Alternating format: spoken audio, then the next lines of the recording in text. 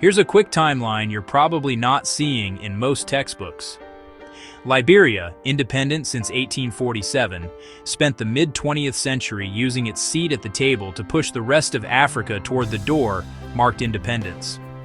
While most of the continent was under colonial rule, Liberia and Ethiopia stood out as free republics. That mattered.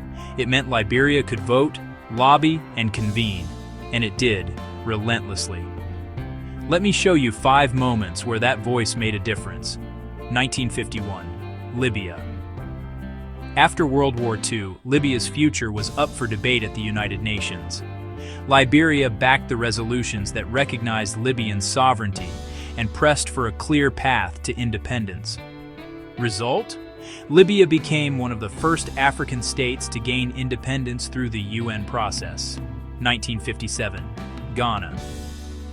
As Kwame Nkrumah organized a mass movement in the Gold Coast, Liberia amplified it, working closely with him in Pan-African meetings and nudging other African leaders to rally behind Ghana's bid. Liberia also hosted forums that kept African unity on the agenda, laying groundwork for regional solidarity the moment Ghana became independent. 1958, Guinea. When Guinea voted no to France's community and chose outright independence, it faced international isolation. Liberia stepped in at the UN, defending Guinea's right to self-determination and helping blunt the diplomatic blowback. 1960, Nigeria. The most populous colony in Africa was moving towards self-rule.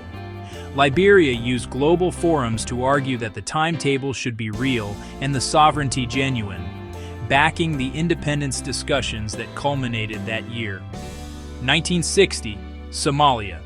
2 territories, British Somaliland and the UN-administered Trust Territory of Somalia, needed a coordinated exit to unify as one state. Liberia supported the UN decisions and voted for the resolutions that cleared the way for independence and merger. Zoom out and the pattern sharpens. Beyond these 5, Liberia lent its vote and voice to Togo, Sierra Leone, Senegal, Cameroon. How did a small country move a big map? Diplomatic muscle at the United Nations, casting votes, lobbying delegations, arguing the case for sovereignty, Pan-African conferences, especially in Monrovia, where independence leaders compared notes and aligned strategy, political alliances with figures like Nkrumah that turned ideas into coordinated pressure. By 1961, those meetings in Monrovia helped define a pragmatic bloc, pushing for independence, yes, but also for stable state building after the flag ceremonies. That balance mattered to countries on the cusp of freedom. Here's the headline. Liberia didn't fight wars abroad. It fought for votes, for wording, for timelines, and for the legitimacy of new African states. In total, it directly supported or advocated independence for roughly 5 to 10 countries, mostly through diplomacy rather than military action. Key years to remember: 1951 for Libya, 1957 for Ghana, 1958 for Guinea, 1960 for Nigeria, 1960 for Somalia. Different geographies, same playbook. Use independence to unlock sovereignty, and use sovereignty to build unity.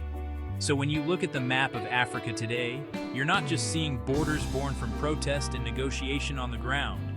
You're also seeing the quiet fingerprints of a country that learned early how to turn a microphone into momentum. That country was Liberia.